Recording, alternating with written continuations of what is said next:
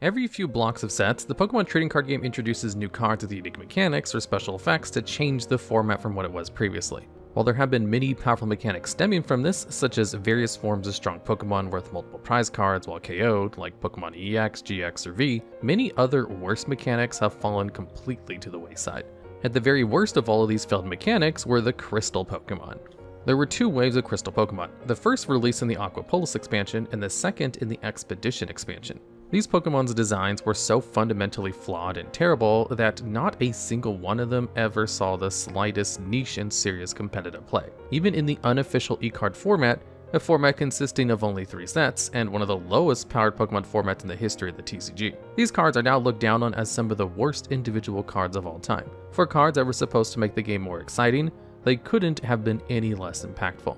To really understand just why these cards were never taken seriously, let's look at Lugia. All Crystal Pokemon share the same Crystal-type Pokebody. This Pokebody changed the type of the Crystal Pokemon to whichever of the 3 listed basic energies that you attach to it from your hand that turn. The other mechanically defining aspect of Crystal Pokemon was their 2 attacks with wildly different attack costs. The first attack of each Crystal Pokemon always cost 2 different types of basic energy, while the second attack would have energy requirements that were not present in the first attack. With the Lugia example, we see the first attack costs 1 Psychic and 1 Fire energy, while the second attack costs 2 Water energy and 1 Psychic energy, and 1 Colorless energy. This already presents a massive hurdle for any Crystal Pokemon to overcome in order to be viable. Because of Crystal Pokemon's attacks consisting of a total of 3 different energy types, they were inherently less consistent than regular Pokemon. A majority of competitively viable Pokemon decks rarely go above running 2 different types of energy, due to the possibility of not drawing the energy you need in order to use the attacks you want. In a deck with more than 1 type of basic energy, you run the risk of being able to fall behind drawing the wrong energy types. While there are cards to help relieve this issue, such as Rainbow Energy, it does come at the cost of putting 1 damage counter to the Pokemon you attach it to, as well as being a special energy. The later distinction matters heavily when it comes to playing Rainbow Energy in decks with Crystal Pokemon, since the Crystal-type Pokebody only activates when you attach a basic energy to it. Even if you tried to work around the highly restrictive energy cost of Crystal Pokemon, doing so meant that you couldn't take advantage of their ability to change types in order to hit different weaknesses on opponents' Pokemon. While the intended design of letting your Crystal Pokemon change types is pretty obvious, it almost never worked out how you wanted it to in practice. Since you could only change the Crystal Pokemon's type to the type of basic energy attached to it, you often were limited by which attack you were trying to power up. Using the example of Lugia, let's say you have 1 Psychic and 1 Fire energy attached to it. If, on your 3rd turn, you might have to make a choice between attaching a Water energy in order to work up towards its Steam Blast attack, or attaching a Psychic or Fire energy to change Lugia's type to either of these to hit a weakness you could last turn. If you did the former, you wouldn't be able to take advantage of the type changing ability, meaning you're just playing a less powerful version of any other attacker. If you do the latter to take advantage of a Crystal type in order to attack the defending Pokemon's weakness, you were almost wasting your single energy attachment for the turn since it wasn't working you towards a better attack. This restrictive design also had the downside that if you wanted to continue taking advantage of Crystal type, you couldn't power up other alternative attackers since your attachment had to go to your Crystal Pokemon. One of the really sad parts about Crystal Pokemon is that Lugia, a terrible card by every metric, is actually one of the best Crystal Pokemon. To show how bad some of these cards were, take Crystal Nidoking as an example. While its first attack is weak for Stage 2 Pokemon and the energy needed to use it, the attack cost is in line with the normal Pokemon's only requiring a single type of basic energy. The real issue with this card is that the second attack cost requires 2 different basic energy types, which don't appear in the first attack at all. For obvious reasons, this is incredibly detrimental to any potential competitive viability.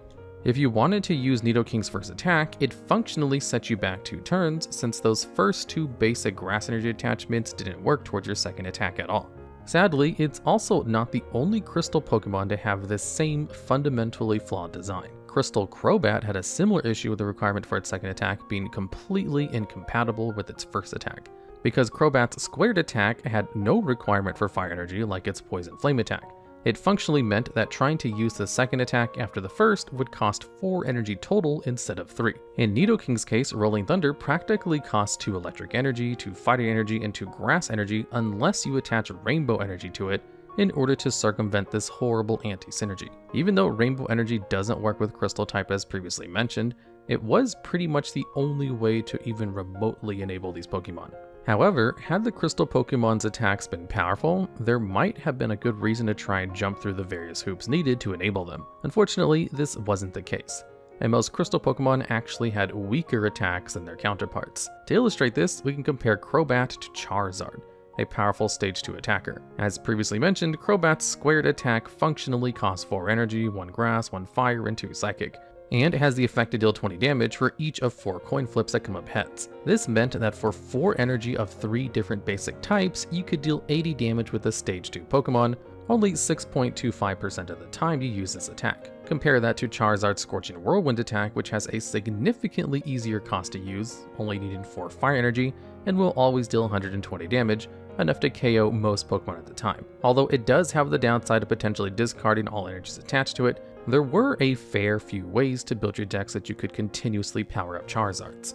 It's pretty obvious that the designers of the game intentionally weakened the power of Crystal Pokemon's attacks compared to other Stage 2 Pokemon, most likely for the reason that they could change types to hit for different weaknesses. Unfortunately, being completely outclassed in every regard by pretty much every other Pokemon that existed in the game at the time meant that nobody even bothered to use them. Ironically enough, attacks like Crobat that required coin flips to go well in order to do damage were present on 2 other Stage 2 Crystal Pokemon, those being Crystal Kabutops and Charizard. They also had the exact same design flaws as Crobat.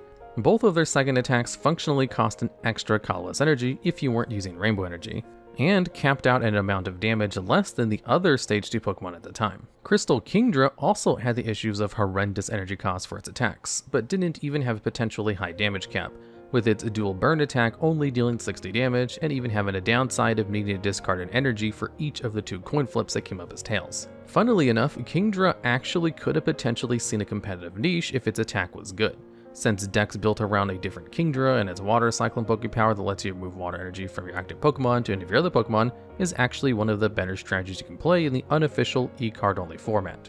These decks even already play cards like Rainbow Energy to facilitate attackers of different types. Crystal Kingdra, being a Pokemon that fit into an evolution line the deck was already playing, could have given it some kind of niche if its attack was just better than it is. The card is actually so bad that it's outclassed as an alternative attacker for Kingdra decks by Moltres and Zapdos, 2 Pokemon with a downside Pokebody that prevents you from attaching energy cards of their own type to them, including Rainbow Energy, due to that card counting as all types of basic energies while it's in your hand.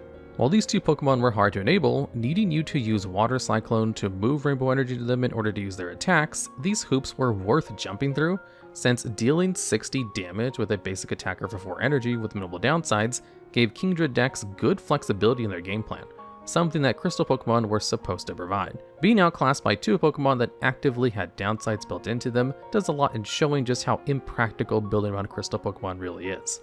However, that's not to say you couldn't play a deck focused on Crystal Pokemon if you really wanted to. While the official format at the time Crystal Pokemon were around was far too powerful for them, the e-reader card format does have a significantly lower power level, as well as having some support Pokemon that do potentially enable a strategy built around Crystal Pokemon. There were 2 Pokemon that had this bad mechanic that actually had some interesting uses that justify trying to build around them. Both the previously mentioned Crystal Lugia and its counterpart Crystal Ho-Oh are basic Pokemon with somewhat reasonable damage output and HP.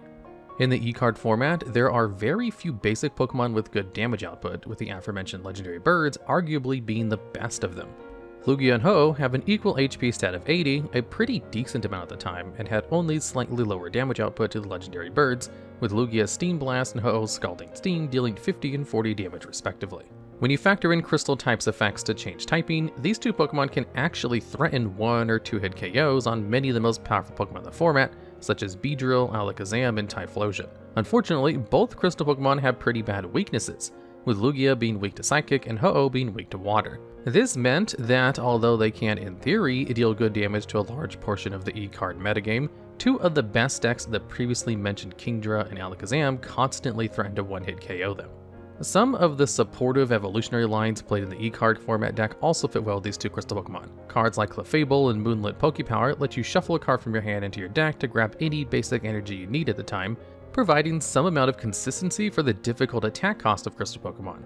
When combined with another popular Pokemon in Porygon 2, you create a solid draw engine thanks to its backup Pokepower, letting you draw cards until you have 3 in hand. With Moonlit letting you exchange any card in your hand for basic energy you could then attach, you're frequently able to use backup to continue amassing cards in hand. If you really wanted to, you can combine this Moonlit and backup draw engine with Venusaur and its Harvest Bounty Pokepower that lets you attach an additional energy to your active Pokemon whenever you attach an energy to it. This combination of evolution lines gives you an easy access to continue setting up powerful attackers in spite of the restrictive attack costs. Even with all of this, however, the crystal Pokemon are generally not worth running, since decks built around Charizard actually use this exact same combination of cards while dealing more damage than Lugia and Ho-Oh can, regardless of whatever types they are. The only merit to using this 3-part engine with the 2 crystal Pokemon is that they are basic Pokemon, meaning you do get a slight boost in consistency compared to relying on a stage 2 Pokemon for damage. Although in a format as slow as E-card only, this isn't really a major downside worth avoiding. Ultimately, although it is possible to build a deck around crystal Pokemon, they are still generally outclassed by other options. This is more of a flaw with a lower power level crystal Pokemon than their difficult attack costs, since you could evidently build your deck to compensate for that downside. Historically, there have been Pokemon cards with attacks that required multiple basic energy types and seen competitive success, with the difference being those attacks were made worthwhile for their difficult to enable energy costs. The most immediately available comparison to crystal Pokemon are the amazing rare Pokemon from Sword and Shield expansions. While they aren't technically a set mechanic and are just a special rarity, each Pokemon of this rarity has attacks that mirror the 3 basic energy attack costs of crystal Pokemon. Take a look at Raikou. Its amazing shot attack costs 1 grass, 1 electric, and 1 metal energy, and deals 120 damage to the active Pokemon, as well as to 1 bench Pokemon. The main difference that sets amazing rare Pokemon apart from crystal Pokemon, as well as what gave them their competitive niche, is that their attacks are extremely powerful in order to make up for the difficult attack costs. Amazing Shot is so strong of an attack for a 1-price basic Pokemon to have that the most comparable attack to it is Rapid Strike Urshifu VMAX's G-Max Rapid Flow attack, which costs 2 fighting and 1 colorless energy to deal 120 damage to 2 Pokemon, as well as having to discard all energies attached to it. While this attack can deal damage to 2 bench Pokemon instead of the active and 1 bench Pokemon, this attack has a significant downside where Amazing Shot doesn't. It goes to show how strong it is. Raikou wasn't the only Amazing Rare to have seen competitive success. Amazing Rare Yveltal had an incredible attack with a very rarely seen effect. Its amazing destruction attack costs 1 fire, 1 psychic, and 1 darkness, and 2 colorless energy, and has the effect of knocking out your opponent's active Pokemon. For obvious reasons, getting to KO your opponent's active Pokemon with a single attack at no downside other than the difficult to use energy cost is extremely powerful. This attack also meant that the Yveltal could always take more prizes from KOs than your opponent could from KOing it, as long as you attacked a Pokemon worth 2 or more prize cards. Although these attacks are powerful, their difficult energy costs made them hard to enable for a majority of their time in the standard format. However, this changed with the release of the Lost Origin and Silver Tempest expansions. In Lost Origin, the item card Mirage Gate was released. This card is one of the strongest energy acceleration item cards ever printed, having the effect of letting the player attach up to 2 basic energy, each of different types, from their deck to their Pokemon in any way they like. The only requirements this card has is that you need 7 or more cards in the Lost Zone in order to use it. For those of you who don't know, the Lost Zone is a zone certain cards can put other cards into, such as their Comfy's Flower Selection ability. Decks built around using Mirage Gate could very easily set up the 7 cards needed in the Lost Zone. Lost Zone decks would often play Amazing Raikou and Amazing Rayquaza as 2 powerful basic attackers. Mirage Gate enabled extremely fast Amazing Shots from Raikou to put a lot of pressure on your opponent during the early stages of the game while they were still trying to set up. Later in the game, they could use Rayquaza's Amazing Burst attack to deal 80 damage for each type of basic energy you discard from it. Lost Zone decks could easily attach up to 4 different types of basic energy to deal 400 damage with a single attack. For comparison, Crystal Charizard's Dragon Tail attack, the strongest attack damage-wise of Crystal Pokemon can deal, has the effect of dealing 50 damage for each of 2 coins that come up heads. For reference, many powerful Pokemon in the E-card format only had 110 HP or more. While the E-card format didn't have much energy acceleration, the format being significantly slower than it is today meant that Crystal Pokemon could have been worth running if they had attacks of similar quality to those of the Amazing Rares.